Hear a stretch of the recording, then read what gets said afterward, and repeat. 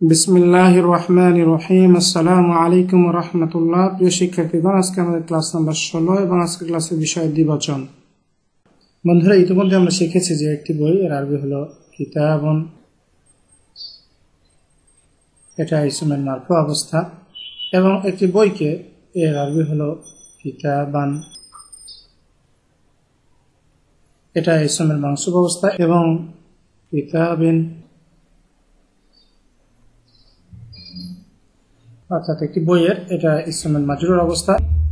শব্দগুলোতে উপস্থিত তানবিন এটা অনির্দিষ্ট হওয়াকে নির্দেশ করে এবং একটি হওয়া নির্দেশ করে। প্রতিটা শব্দে আমরা দেখছি যে তানবিন রয়েছে এবং এই তানবিন বোঝাচ্ছে যে একটি। আজকে আমরা দেখব দ্বিবচন, এবং দ্বিবচনকে বলা হয় আল মুসান্না। যখন একটা ইসমকে মারফু অবস্থায় আমরা দ্বিবচন করব তখন এর সাথে আনি যোগ করতে হবে। তাহলে কি হবে? এটা হবে কিতাবানি।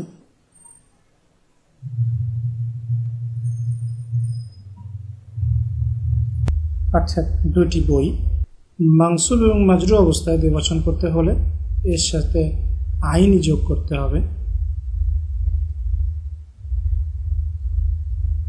যেমন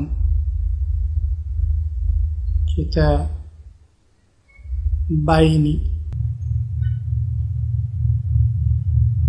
অর্থাৎ দুটি বইকে কিংবা দুটি বইয়ের। এবার আমরা একটা স্ত্রীবাচক শব্দ দেখি, যেমন একটি ব্যাগ, এর আরবি হলো সাকিবাতুন,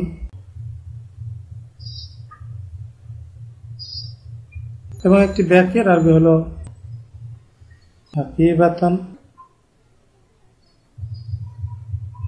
এবং এটা ইসমের মানসুব অবস্থা, এবং একটি ব্যাগের এর আরবি হলো সাকিবাতিন।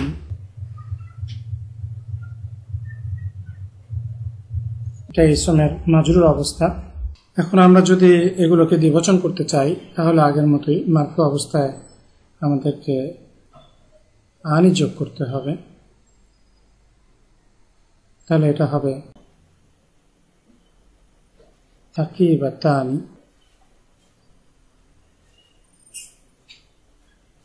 অর্থাৎ দুটি ব্যাগ। এবং মানসুব এবং মাজরুর অবস্থায় আগের মতোই আমাদেরকে আইনি যোগ করতে হবে। তাহলে এটা হবে সাকিবাতাইনি,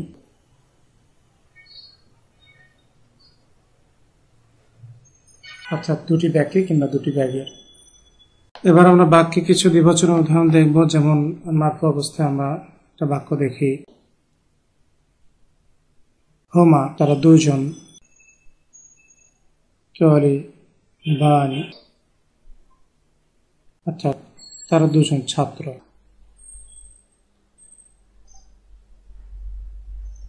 মানসুব অবস্থায় আমরা বলতে পারি রাআইতু, অর্থাৎ আমি দেখেছিলাম।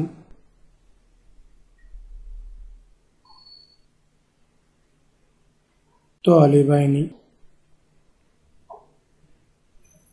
অর্থাৎ আমি দুজন ছাত্রকে দেখেছিলাম।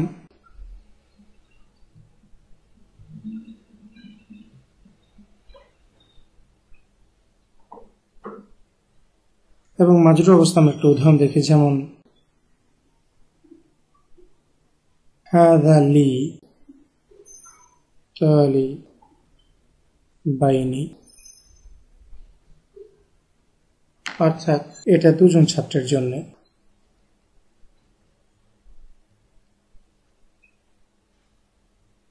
লি হারফজাটি তালিবানি একে মাজরুর করেছে তালিবাইনি।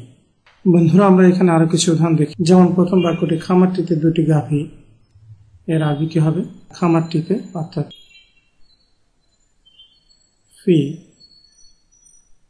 তাহলে ফিল হাকলি, অর্থাৎ খামারটিতে দুটি গাভী, বাকারাতানি,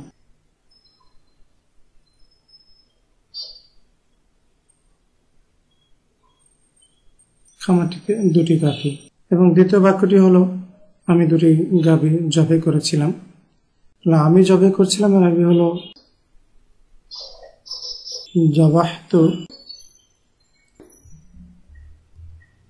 বাকারাতাইনি।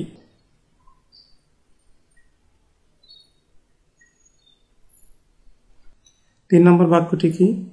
গাভী দুটির রং সুন্দর। রং আরবি হচ্ছে লাউনুন, তাহলে এখানে হবে লাউনু, যেহেতু এটা মুদাফ হিসেবে আসছে। লাউনুল বাকারাতাইনি,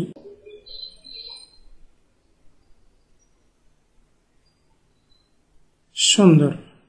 তাহলে সুন্দর বোঝানো হচ্ছে রংকে, সেক্ষেত্রে এটা হবে জামিলুন। যেহেতু রং এখানে একটি পুরুষবাচক শব্দ, সেক্ষেত্রে মুবতাদা লাউনু এর খবর পুরুষবাচক হবে জামিলুন। এখানে আমরা প্রথম বাক্যটির অ্যানালাইসিস দেখব। এখানে ফি হচ্ছে হারফ জার এবং আল হাকলি এটা হচ্ছে ইসম মাজরুর। এর দুই মিলে হলো জারুন ও মাজরুরুন খবর, এবং বাকারাতানি এটা হলো মুবতাদা অনির্দিষ্ট।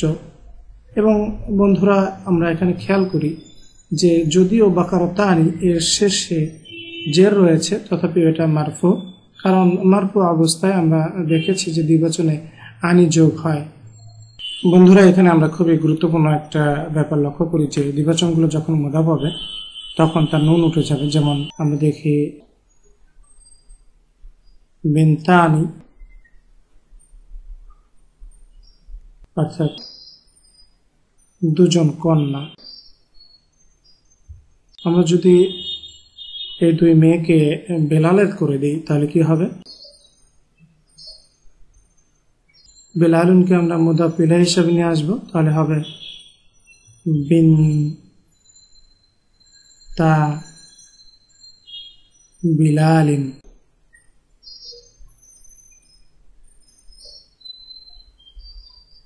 অর্থাৎ বেলালের দুই মেয়ে।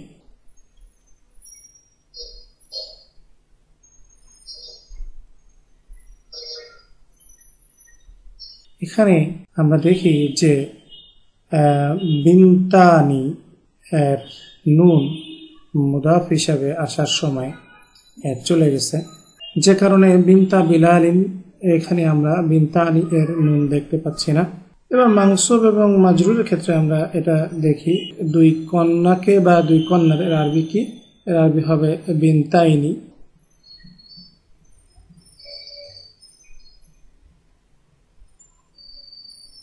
আমরা যদি এটাকে মুদাফ করে ফেলি তাহলে তার সাথে একটি মুদাফ ইলাইহি যোগ করব। এখানে আমরা বলতে পারি আল মুদাররিসু।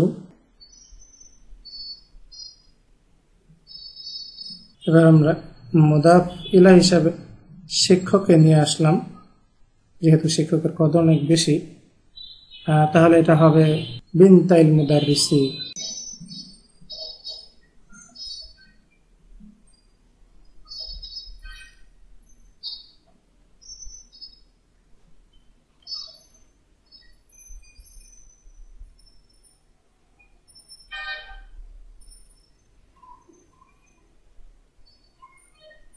এবার তাহলে আমরা এগুলো দিয়ে কিছু বাক্য দেখি। যেমন আমরা যদি বলতে চাই বেলাল দুই কন্যা সুন্দর, অর্থাৎ সুন্দরী, তাহলে আমরা কি বলবো? বিনতা বিলালিন জামিলাতানি।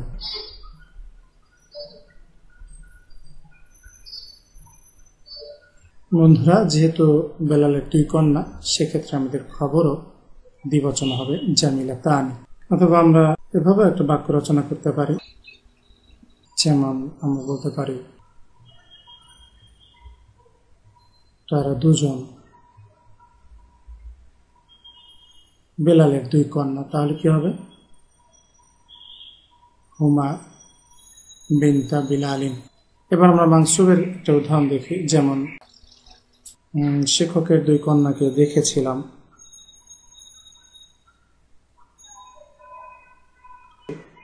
তাহলে হবে রাআইতু